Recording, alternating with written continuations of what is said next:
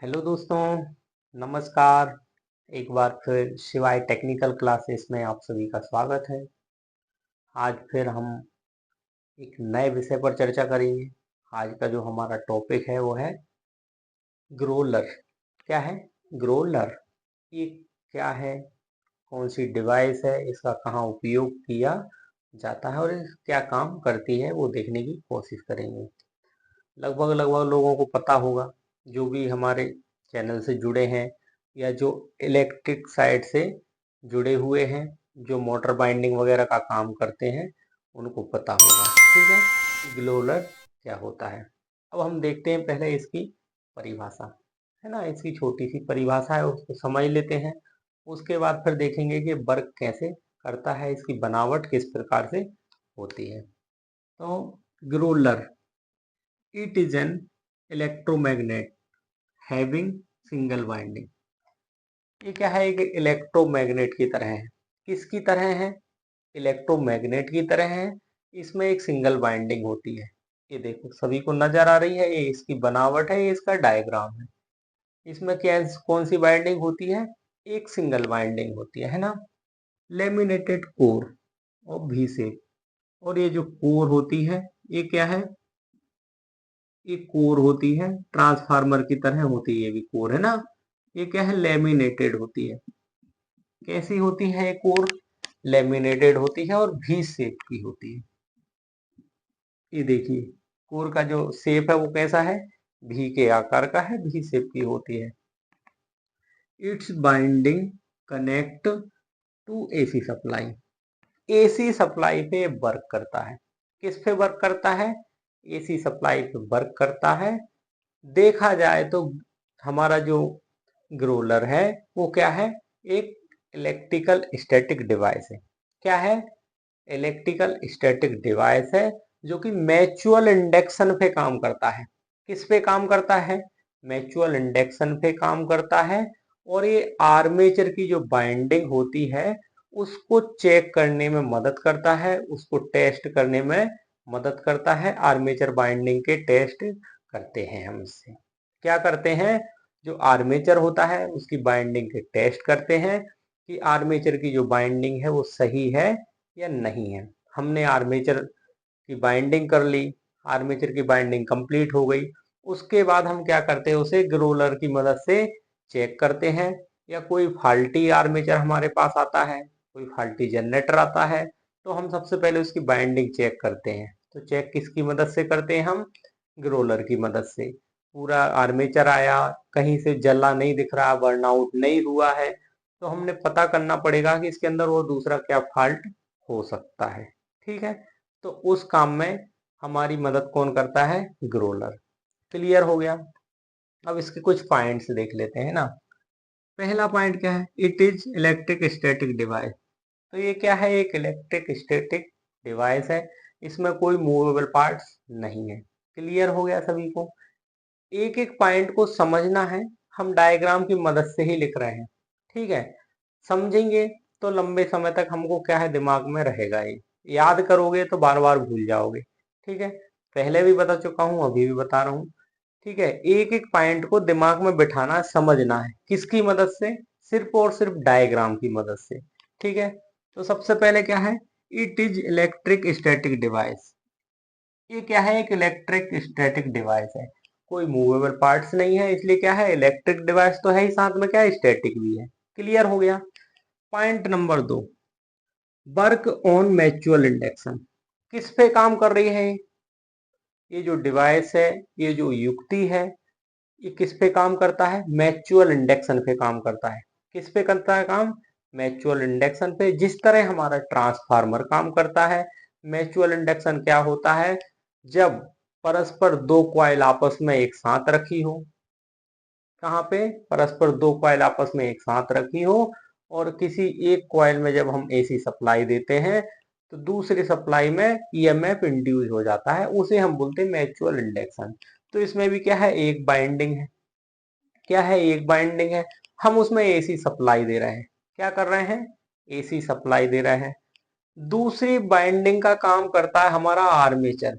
दूसरी बाइंडिंग का काम क्या करता है? आर्मेचर।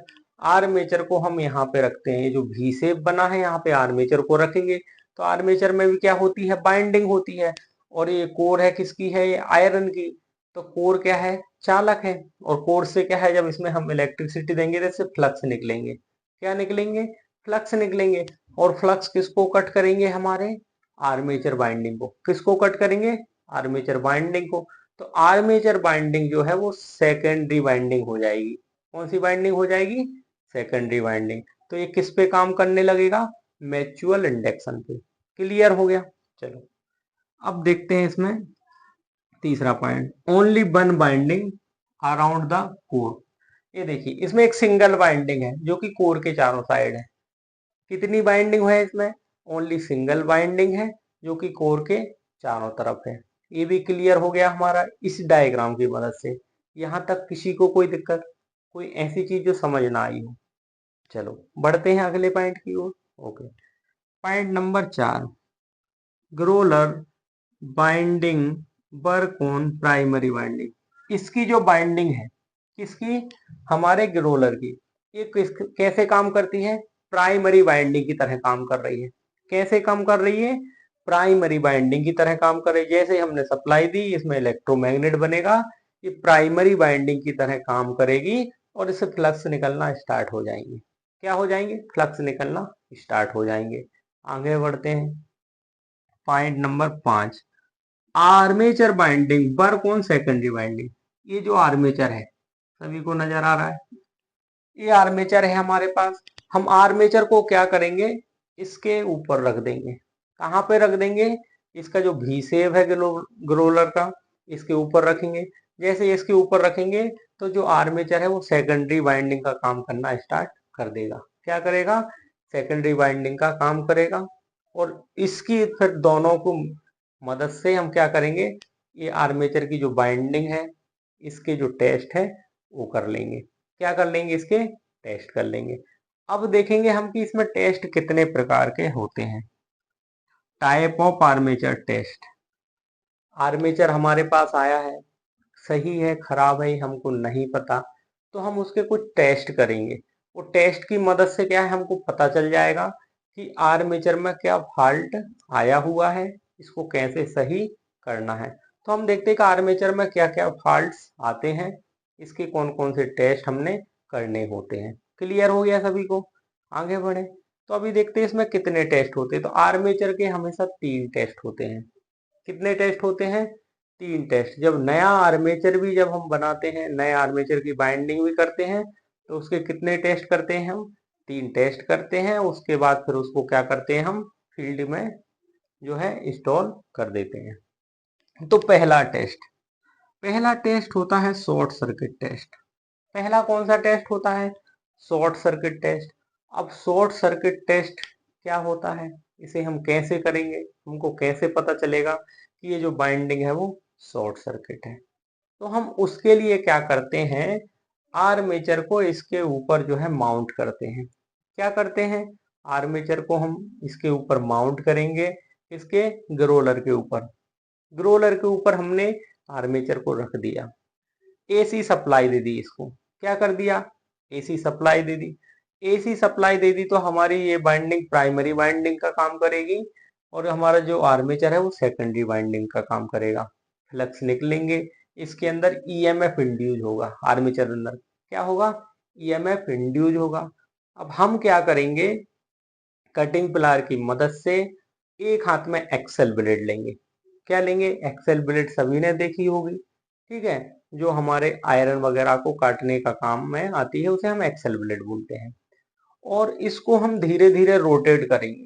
क्या करेंगे, इसको रोटेट करेंगे। और इसके जो कंडक्टर हैं, जो स्लॉट बनी है, क्या बनी है, जो स्लॉट बनी है, इस स्लॉट के ऊपर हम ब्लेड को नियरेस्ट नजदीक लेकर जाएंगे। ठीक है, जैसे ये स्लॉट है और ये हमारी ब्लेड है, हम इसको ऐसे नजदीक लेके जाएंगे। तो ब्लेड क्या है, थोड़ी थोड़ी वाइब्रेट करेगी। क्या करेगी, हर एक स्लॉट के पास अलग अलग घुमा के चेक करेंगे, थोड़ी थोड़ी वाइब्रेट करेगी। अगर कहीं पे शॉर्ट सर्किट होगा, जिस स्लॉट के अंदर क्या है, शॉर्ट सर्किट अगर होगा, तो क्या है, वो ब्लेड को अट्रैक्ट करेगा वहां पे। वाइब्रेट तो क्योंकि इसके अंदर क्या है, ईएमएफ इंड्यूस हो रहा है, फ्लक्स गुजर रहे हैं, तो ब्लेड वाइब्रेट तो हर जगह करेगी, हर एक स्लॉट पे वाइब्रेट करेगी। लेकिन जहां पे क्या है शॉर्ट सर्किट होगा, वहां पे क्या है वो ब्लेड को अपनी ओर आकर्षित करेगा। क्या है वो स्लॉट क्या करेगा, जो एक्सल ब्लेड है उसको अपनी ओर आकर्षित करेगा। मतलब उस स्लॉट में क्या हो रखा है, शॉर्ट सर्किट हो रखा है। क्लियर हो गया सभी को। पहला point short circuit test, short circuit कर लिया। अब देखते हैं दूसरा टेस्ट। दूसरा टेस्ट आता है ओपन सर्किट टेस्ट।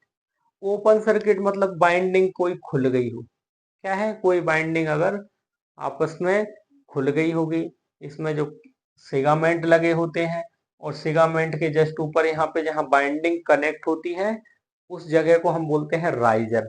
क्या बोलते हैं, राइजर। मतलब जहाँ पे वायर राइज किया जाता है। क्या होता है, जहाँ पे वायर को हम राइज करते हैं उस जगह को बोलते हैं राइजर। ठीक है, तो कहीं राइजर से हमारा जो है बाइंडिंग का जो वायर है वो डिस्कनेक्ट हो गया हो तो क्या है ओपन सर्किट हो जाएगा।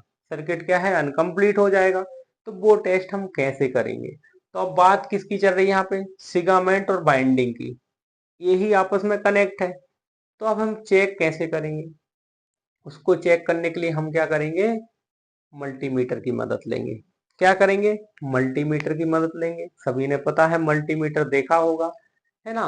और मल्टीमीटर को हम कंटिन्यूटी पे लाएंगे। किस पे लेकर आएंगे, कंटिन्यूटी, जो है कंटिन्यूटी सबको पता है। हाँ, तो क्या है कंटिन्यूटी पे लेकर आएंगे और उसके बाद में दोनों जो हमारे टर्मिनल है किसके, मल्टीमीटर के, एक टर्मिनल को हम क्या करेंगे सिगामेंट पे लगाएंगे, एक जगह लगा दिया एक जगह, उसके बाद उसके बगल वाले पे लगा के देखेंगे। ठीक है, कंटिन्यूटी आना चाहिए। फिर नेक्स्ट हम ऐसे ही उसको क्या है रोटेट करते जाएंगे और दोनों बगल बगल के टर्मिनल पे लगा लगा कर देखते जाएंगे। क्या करेंगे, एक सेगामेंट फिर बगल वाला सेगामेंट फिर दूसरा सेगामेंट उसके बगल वाला सेगामेंट, इस तरह जितने भी इसके सेगामेंट हैं प्रत्येक में क्या है कंटिन्यूटी आना चाहिए।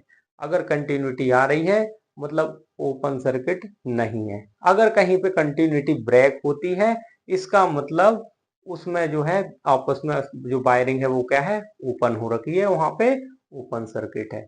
इस प्रकार से हम ओपन सर्किट का टेस्ट करते हैं। क्लियर हो गया।